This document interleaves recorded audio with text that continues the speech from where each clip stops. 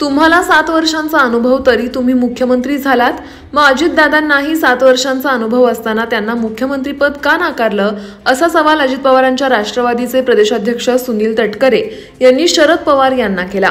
मुंबईत राष्ट्रवादीनं 25वा वर्धापन दिन साजरा केला, यावेळी ते बोलत होते।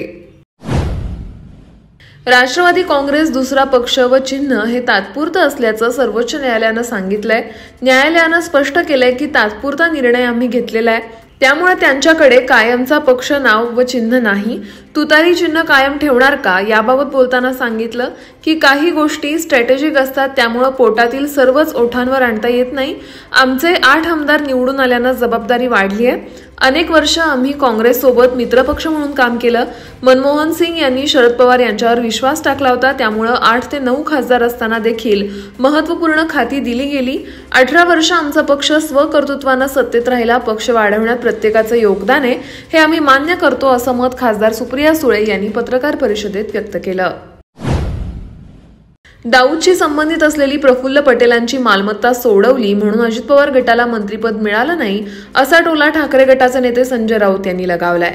तसंच हे मोदी सरकार नाही किंवा भाजपाचं सरकार नाही, तर एनडीएचं सरकार आहे, असंही राऊत म्हणाले। त्यांनी आज प्रसारमाध्यमांशी बोलताना मोदी सरकारच्या शपथविधीवरून भाष्य केलंय।